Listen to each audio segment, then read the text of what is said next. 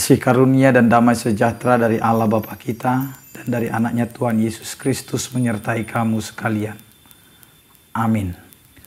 Bapak, Ibu, dan saudara-saudara yang dikasihi oleh Tuhan kita Yesus Kristus, dimanapun kita berada, untuk mengawali aktivitas kita satu hari ini, marilah kita mempersiapkan hati dan pikiran kita untuk mendengarkan firman Tuhan yang tertulis dalam kitab Yunus pasal 4 ayat 4. Demikianlah dikatakan. Tetapi firman Tuhan, layakkah engkau marah? Demikian firman Tuhan.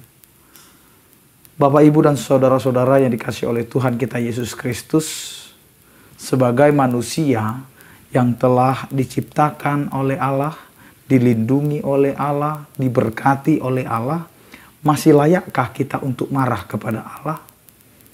Apa yang terjadi dalam kehidupan Yunus, di mana ketika Allah memilih Yunus untuk berangkat memberitakan pertobatan kepada penduduk Niniwe, ternyata Yunus lari dari apa yang Tuhan sudah tetapkan. Dia bukan ke Niniwe, tetapi dia ke Tarsis. Oleh karena itu, Allah menjatuhkan suatu malapetaka padanya, sehingga pada akhirnya dia harus menyendiri. Dia harus berjalan kembali untuk menuju ke tanah Niniwe. Namun di suatu perjalanan itu dia harus diberikan pembelajaran oleh Allah dengan satu pohon carak, di mana ketika dia berteduh, Allah memberikan ulat sehingga pohon itu layu satu malam, sehingga dia akhirnya meminta supaya ia mati pada saat itu karena panasnya atau teriknya matahari. Dan disinilah Tuhan menyatakan kasih setianya. Allah itu adalah penyayang, Allah itu adalah pengasih, sehingga dia mengasihi umatnya walaupun dalam keadaan berdosa. Demikianlah ketika Allah mengutus Yunus, sebenarnya Allah mengasihi umatnya supaya ada berita pertobatan sehingga banyak orang yang akan bertobat. Tetapi apa yang terjadi? Ketika Allah memberikan gambaran kepada Yunus, dia akhirnya harus melakukan apa yang Tuhan inginkan.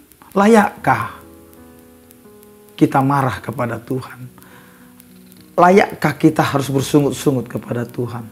Padahal kita sudah diberikan perlindungan, berkat-Nya, dan juga apa yang kita butuhkan Tuhan sudah berikan. Hanya Allah inginkan kita memberitakan berita pertobatan kepada orang lain, supaya orang lain ikut bertobat. Kenapa kita harus menolak itu? Karena yang bekerja bukan hanya kita, tetapi Allah ada bersama-sama dengan kita. Karena itu Bapak, Ibu, dan saudara-saudara yang dikasihi oleh Tuhan kita Yesus Kristus, jangan pernah marah dengan apa yang terjadi dalam hidupmu. Tapi ingatlah, Tuhan ada untuk kita. Tuhan ada untuk menyertai kita. Tuhan ada untuk memberikan rancangan yang indah dalam kehidupan kita sebagai orang percaya. Amin, kita berdoa. Terima kasih Tuhan atas penyertaan dan kasih setiamu yang menyertai kehidupan kami. Engkau memberkati setiap umat-Mu, walaupun kami tetap hidup di dalam keberdosaan kami. Ya Tuhan, berkatilah setiap aktivitas kami dan juga keluarga kami. Sertai Tuhan setiap orang percaya yang sakit, Engkau berikan kesembuhan. Yang berduka Engkau berikan penghiburan. Yang bergumul Engkau berikan penyertaan-Mu. Anugerah Tuhan kita Yesus Kristus, kasih setia daripada Allah Bapa dan persekutuan Roh Kudus, itulah yang menyertai kamu sekalian. Amin. Selamat beraktivitas, tetap andalkan Tuhan dalam kehidupan kita. Tuhan Yesus memberkati. Horas.